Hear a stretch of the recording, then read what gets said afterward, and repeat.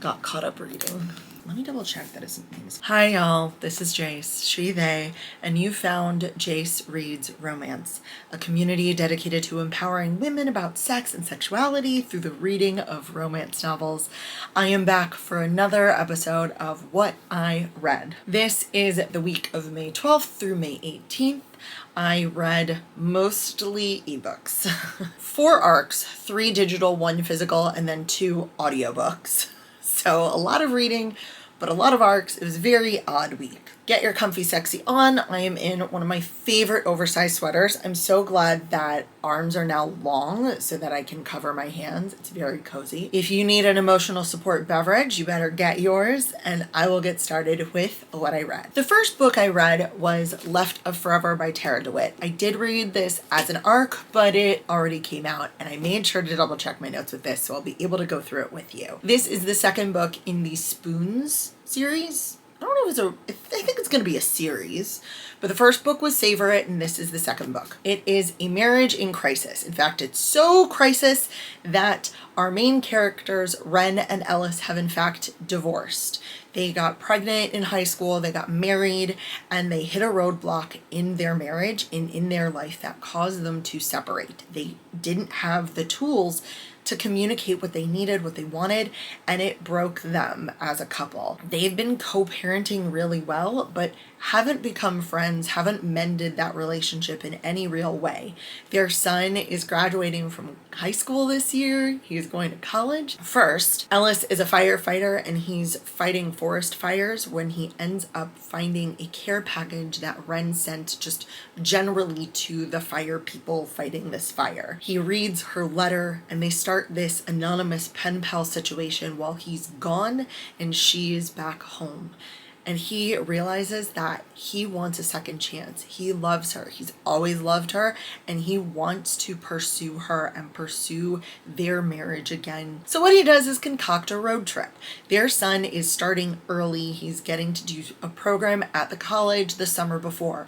So they drive him down, and he wants to spend a week driving back with her to get to know each other again, to spend time one-on-one without their son, without their family, without their small town and all the expectations that the town puts on them, to see if they have a second chance, if there's something left of their relationship worth giving another go for. This is an incredibly romantic story. Life's really hard, and if you don't have the tools in a relationship to make it through or to communicate effectively, it can tear people apart who love each other because they don't know how to connect. If you've read Before I Let Go, this has a lot of very similar themes, but I think Before I Let Go is more emotionally devastating.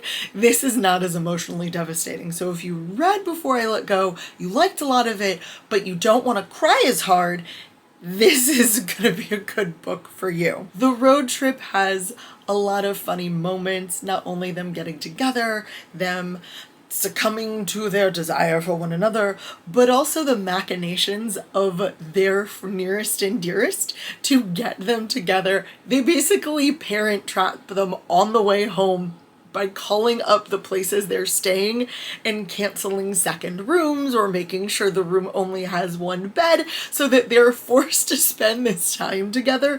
And it's never who you think it's going to be. It's never who you think it is doing the machinations. It's always someone new, and I loved it. Both Wren and Ellis have grown in the year since. Ellis has come to terms with a lot of his baggage. His mom died when he was little, and he took on a lot of the caretaking of the family also when his dad died. Sage, the youngest sibling, was still in high school, and Ellis took on a lot of those parental roles for the rest of the Bird family. Wren and Ellis were not able to communicate what they needed, why they needed it, and how to work through some really tough stuff in their relationship, and it broke them. And I think for the two of them, when you're so young, at 17, when you've committed to people, you love each other, but y'all, 17, your brain is not fully formed. How can you expect to have an adult relationship or be prepared for really adult things when you're that young? Separately, they do a lot of work so that as they come together in this story, they are ready. They're able to step forward with their whole heart and their whole chest and say, this is what I need, this is what I want, and this is what I want to give you.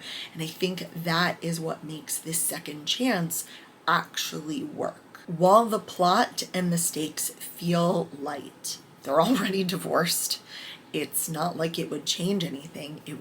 It's a closure thing. I think that Tarah DeWitt does an incredible job of bringing humanity and real pathos to this conflict. And I remember that in Savor It. Well, there wasn't anything dire. The stakes are emotionally high, but no one's in danger. No one's fighting for their life. The emotions that I felt with these two felt really real, really wonderful. And I want to give her a lot of credit for that, because as light as it was, it also contained real depth of emotion, of feeling, of life shit in it, so that I could both understand why they broke and also the work that they do to fix it. I think this was a great second novel. I hope that the rest of the Bird family gets their own books, because these brothers are incredibly compelling. This small town is adorable, even though most of this book takes place on the road trip. The feeling of Spoons really holds steady. The expectations of the small town, community of the small town that we saw in that first book is almost its own character here. Everything that these two do affects the people around them and affects the town that they live in. They know that, they're aware of it, but they can't let those expectations be the thing that determine whether or not this relationship gets a second chance. Notes time. This was in the author's note at the beginning, and I think this sums up so well this book. So often the villain is simply life, capital L. Life doles out circumstances that make relationships hard. Healthy communication and conflict resolution are so much more difficult than anyone talks about.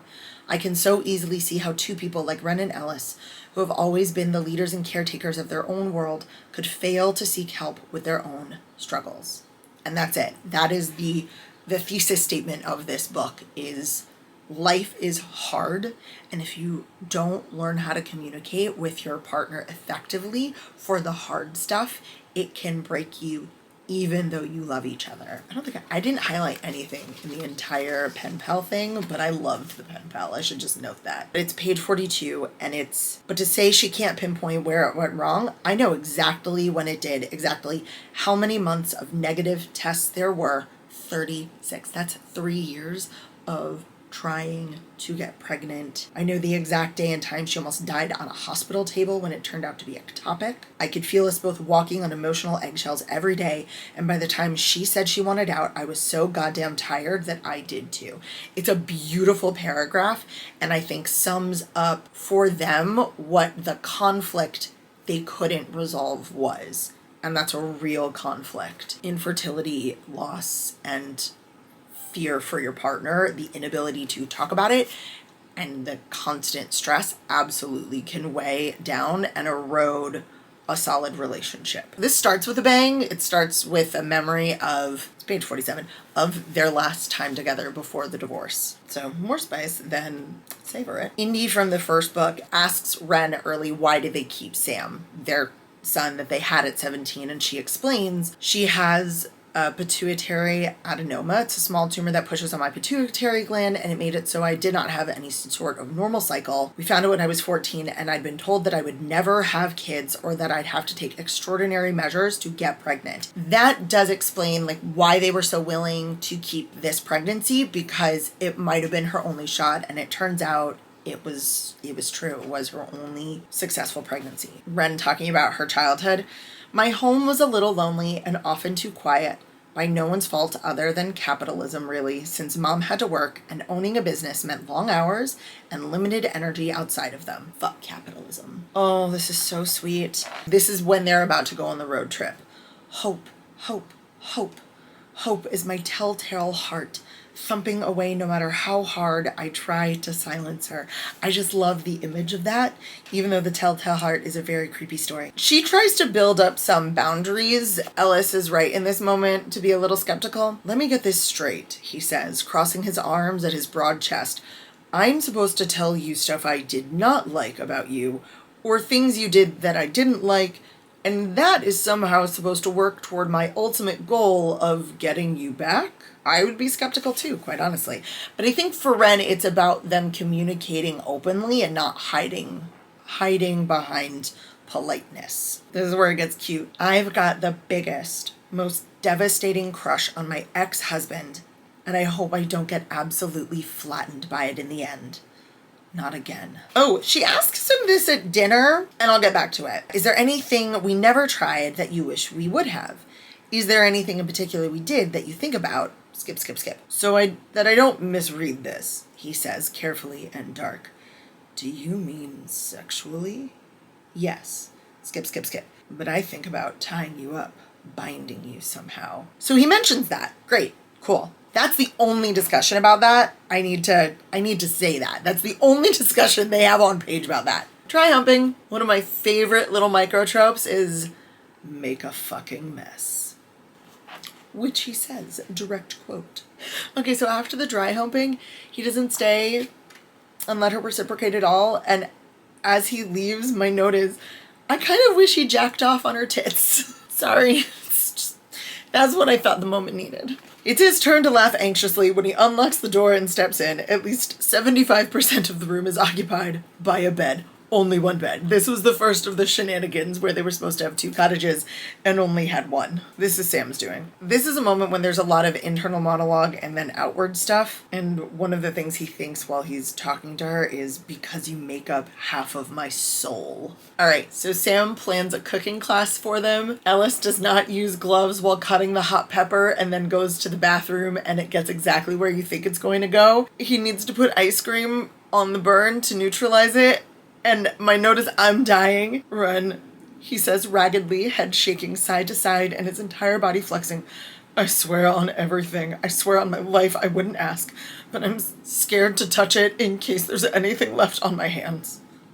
And so she has to apply ice cream exactly where you think she has to apply ice cream. So remember how the only thing mentioned was, I'd like to bind you? Then he does. There's no conversation about, do you know how to tie people up? What kind of rope are you using? Do you have a scissors nearby?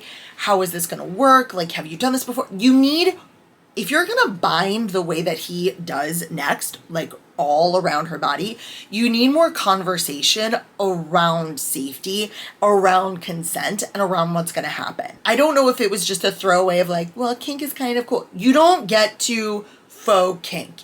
If you're going to have bondage, you need to have the safety that bondage requires. That annoyed me a lot. There's so much that could go wrong, especially for how long he intends to bind her for. No, I would have rather not had any of it than had it the way it was in here. Her mom was one of the ones that messed with their reservations.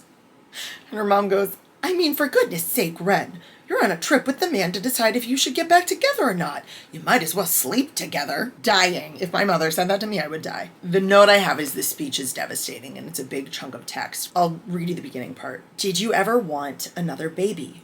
Wren. Bird. The hitch in his voice claws at me. I wanted to give you everything you ever wanted, ever. Did you ever want another baby, Ellis? I wanted you to be happy. Did you ever know? He says, the syllable ripped from his chest. And the speech that follows is what devastated me. And I get why he never told her before, but I also think that being able to tell her now is incredibly important, because he had a lot of feelings, and he did, rightfully so, and he did not express them. I want to be one single body and spirit, and I want him to feel what I feel for him, like air in his own lungs. I love that line. And then the last things I have are, hoping with one another is how you two got so brave in the first place. After all, what is bravery if not hope in action? One day, when we're very old and gray, one of us will open our eyes to a day that the other won't. But we'll smile knowing how full life has been, knowing how we spent forever, everything left of it, together. God damn it, so sweet. The next book I read is Mine by Clio Evans. And the first thing I have to say is this is not a Beauty and the Beast retelling. I'm pretty sure I signed up for the ARC because it said it was a Beauty and the Beast retelling, and then I completely forgot about it until I got the book. It is an age gap. The FMC is older. There's a kink awakening. There's a little bit of a weird power dynamic. She's a music exec, he's a musician. But it's so good. Just not a Beauty and the Beast retelling. When I went back to my notes to post about it when the book came out, I don't have my copy yet, so I haven't been able to check my notes against the book. When I went to see how it was being promoted and it said Beauty and the Beast retelling, no, it's not. It's not a Beauty and the Beast retelling. Nobody is captured. Nobody is held hostage. There's no transformation. It's not.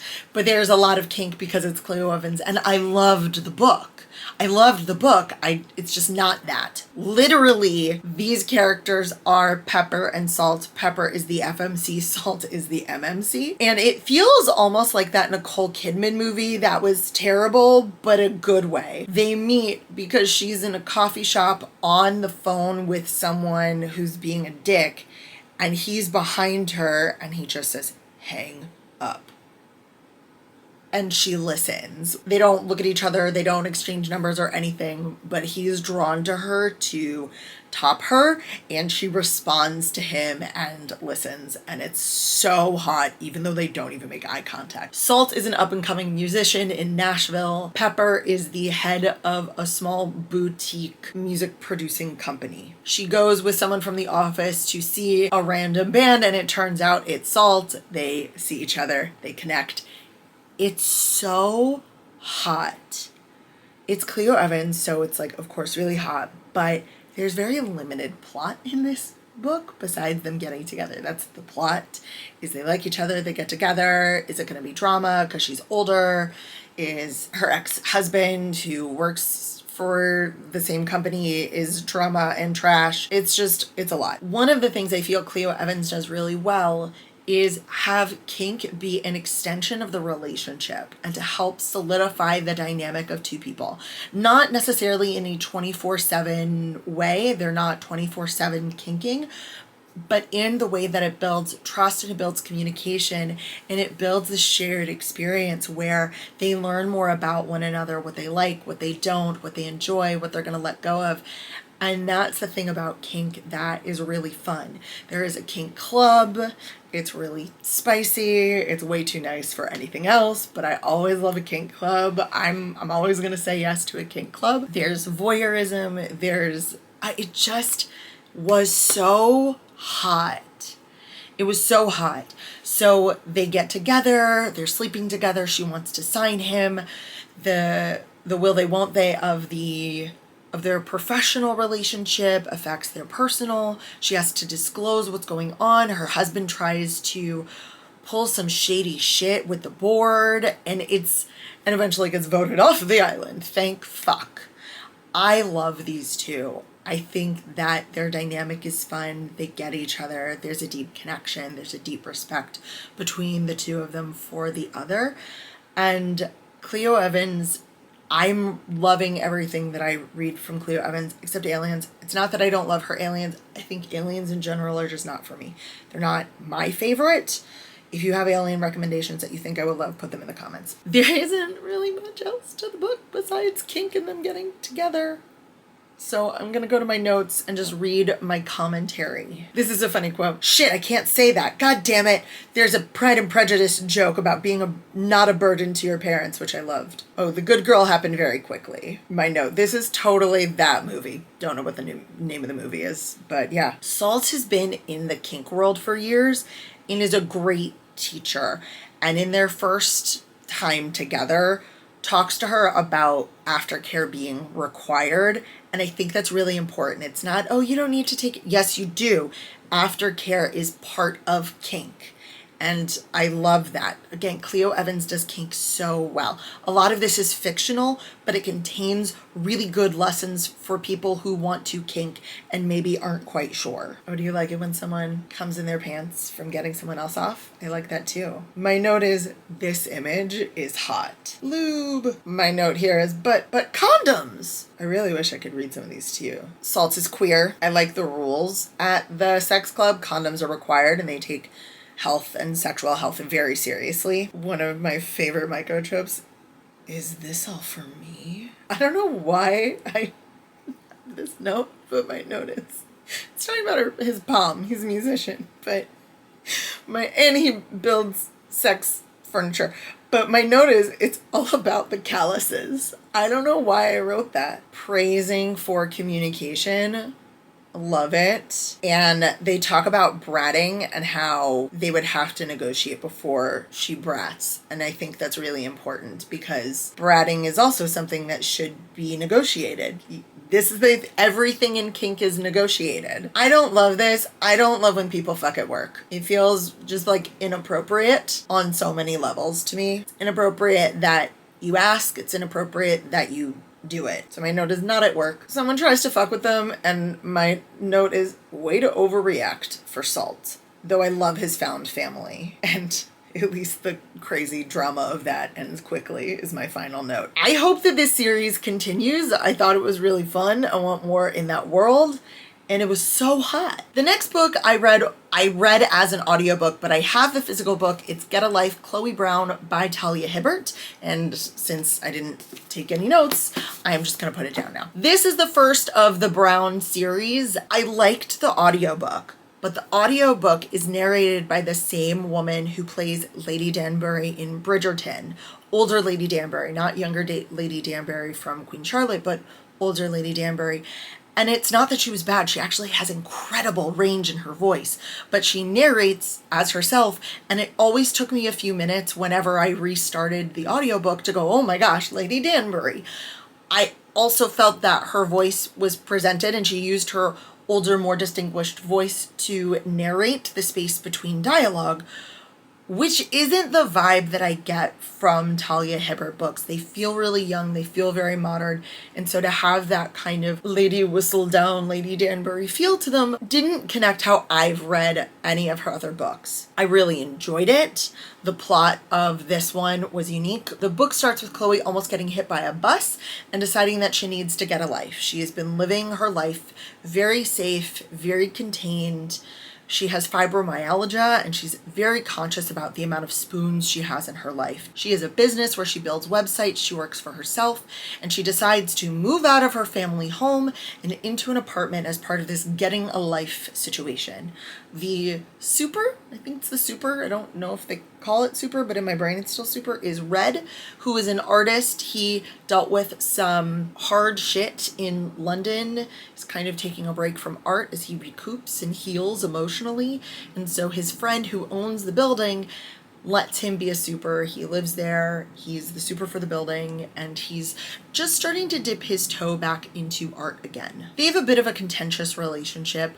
Red thinks Chloe is stuck up. Chloe is very shy but antagonistic towards Red because she's really attracted to him. Red is also tall and ginger, and I love gingers. I do. They're my favorite.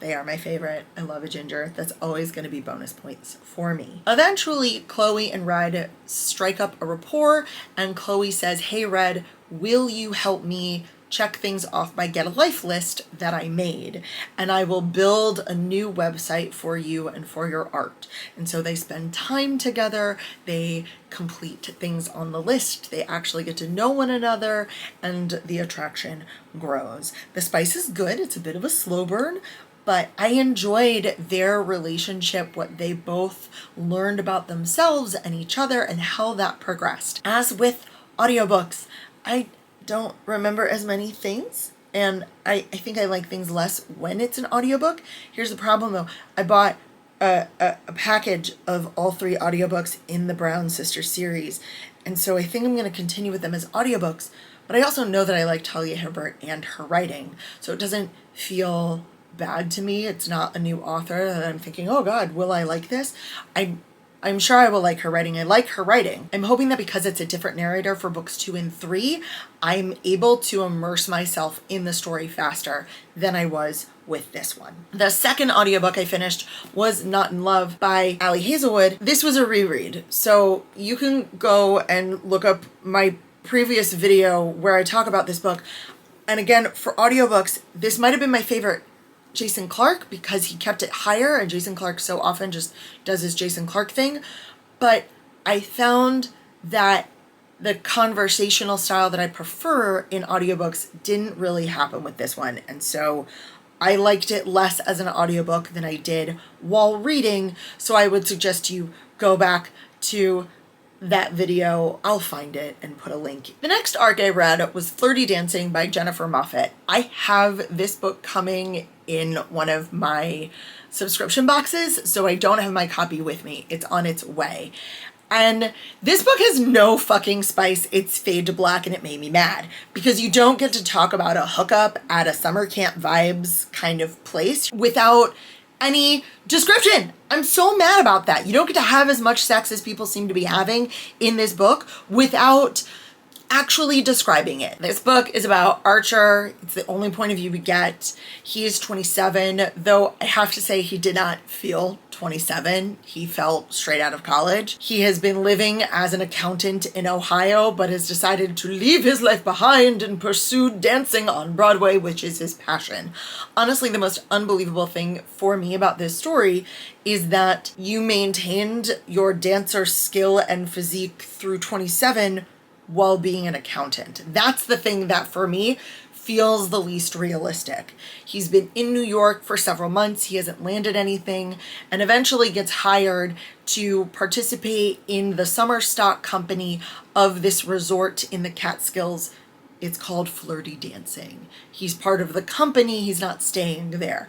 He gets to the Catskills and discovers that his teenage Broadway star crush Mateo is also part of this company, and Mateo had a very famous breakdown. He has been gone from public eye, including Broadway and jobs, for quite a number of years. Mateo is now here working as kind of the dance captain of this company. Archer is immediately smitten with Mateo, but incredibly awkward. He is rooming with 3 other men. 2 of the men are a couple. 1 is a fuckboy, and he starts to kind of date the fuckboy, but mostly because he doesn't say no to the fuckboy. I don't know why. Say no. You're not really interested. Just because he's there doesn't mean you have to date him.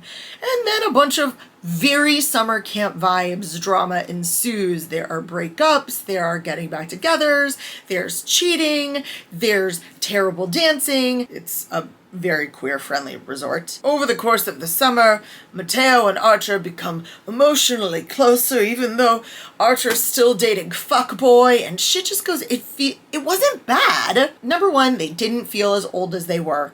They felt very young. It really gave summer camp vibes. And number 2, there was no spice. This is, I don't even know if this is Jennifer Moffat's first book. It's not a bad book. It's not a badly written book. There were things that I would have preferred for it to feel actually adult. I almost wish that this were a YA novel written as a summer camp. That would have made more sense to me than this being adult. No one was acting like an adult in this book. And that just kind of rubbed me the wrong way. Here's my commentary. Oh, it's her 3rd novel. It's a bit of a grumpy sunshine, and so when Mateo is described as grumpy, my note is, really? Not Mateo? Mateo giving him extra help is another one of my notes. A fuckboy, his name is Caleb. My note is, he gives me the ick. I was correct. Archer said something mean, and my note is not nice. And then fucking fade to black. I was really upset by that. Fuckboy decides to shake things up and do something no one agreed to in the routine at some point. He's like, but everyone loves it. And Mateo, I'm not gonna say the quote, but basically says, fine, if you want to change something, then we can talk about it, but you don't get to just ad lib on stage. Like, that's not kind to the rest of the company. And my note is, yep. Archer made someone confess something, and my note is, you should have made him do it after the show. There was no reason why it had to happen before the show. That's it. Those are all my notes. The final book, and it's an arc that I read, is Lore of the Tides by Annalise Sabrana. This book is not out yet. This is my physical copy of the arc, and so there's nothing to compare it to.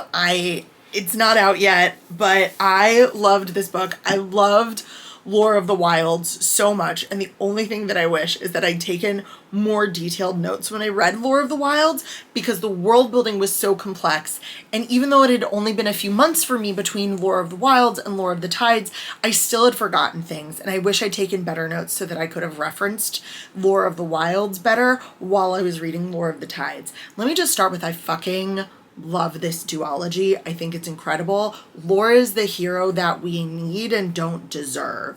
She is. And Annalise Sabrana, I had no idea where we were going with this book, but I love where we ended up.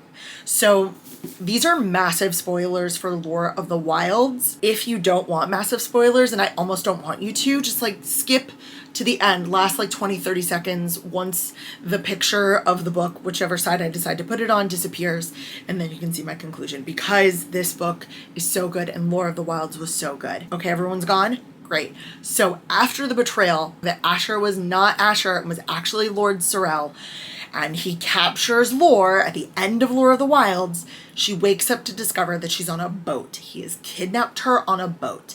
And what he wants to do is find the companion magical book to the night book that she has. If you remember, Lore found this book, and it works with the moon in the dark, and it's going to help her get powers. It has a companion book that's about the sun that Lord Sorrel's grandfather made and hid away because he doesn't trust anything. So now they're on a quest to try and find this book. And Sorrel is holding her hostage in, to be frank, a very nice room on the boat, but hostage nonetheless. And he tries to make her find the book by using powers from the book that she has. And eventually they go to this island where it turns out Sorrel's mom was from, and Sorrel's mom was not his dad's wife, and so he's actually illegitimate, and he was born to this common woman, and he's very close with the family that still lives there, but has many feelings about his dad and the whole system, and wants to overthrow his uncle, who is the king of the Fae, and wants Lore's help to do it by getting the book.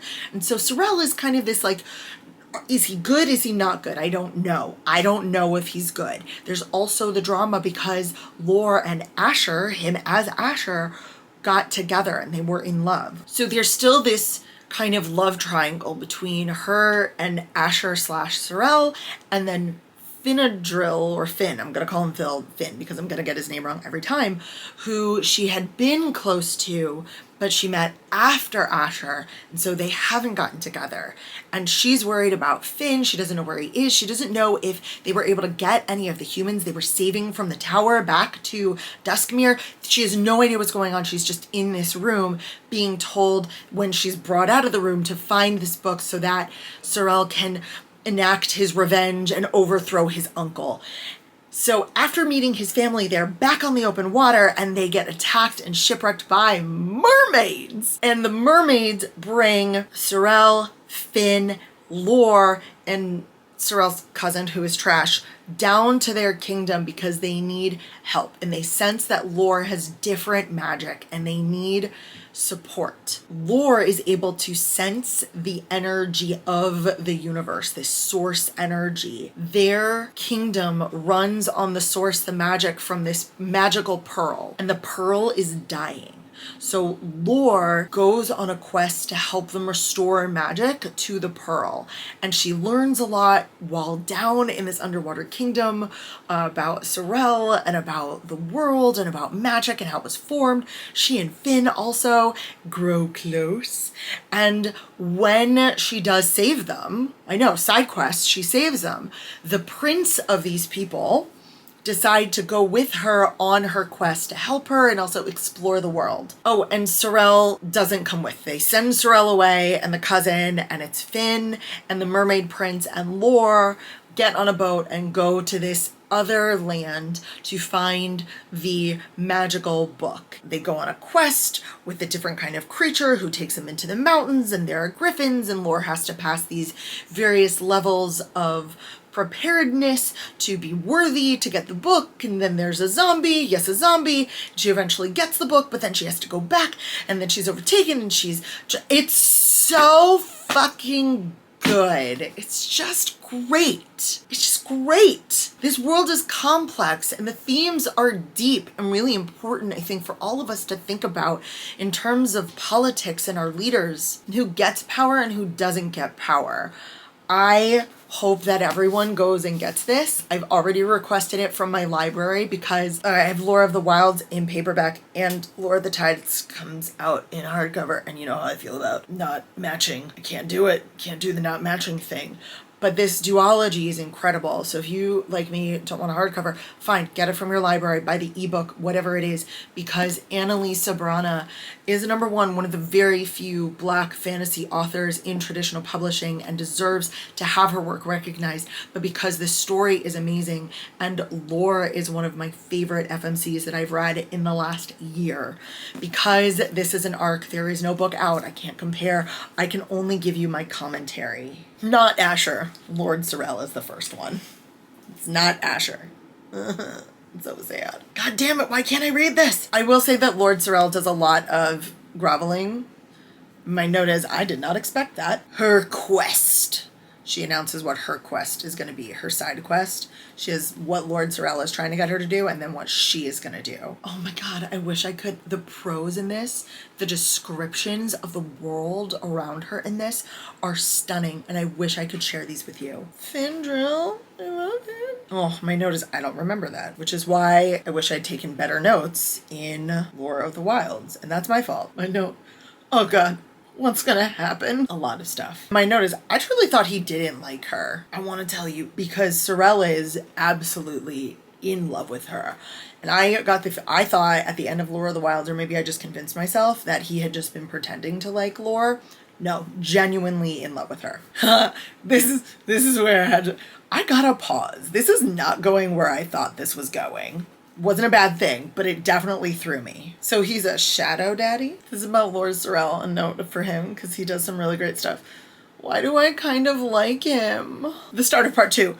Y'all, I did not see this coming, but maybe I should have with the title. There's some beautiful prose in here, and that is literally my note. So beautiful, the prose. Just her writing is stunning. Okay, I'm gonna say this little quote. Lore's eyes alighted on countless spires, twirling and elegant, stretching toward the surface, like the yearning arms of drowned lovers. She's describing architecture. I know I'm not supposed to share quotes, but too bad. I really did get mad at the physics of the water. Forgive me with my ranting about the physics of the water, but everything is in water. How is the food or flavor staying? How do you drizzle in the ocean? He's so sweet. About Finn. Stop. Seduction.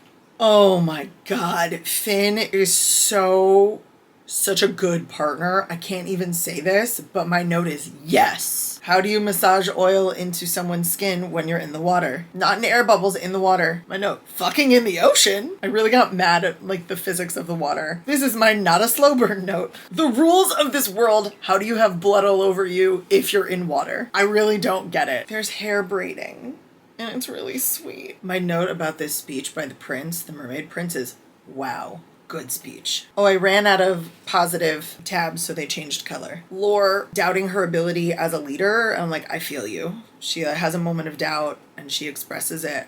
I feel you, girl. It's hard. This is Sorrel. I'm surprised he's just giving her up. I thought there would be a little bit more back and forth about the whole triangle of it. I'm not mad about it. Oh, jollof rice. Annalise Sabrana has Lore get her period. Thank you.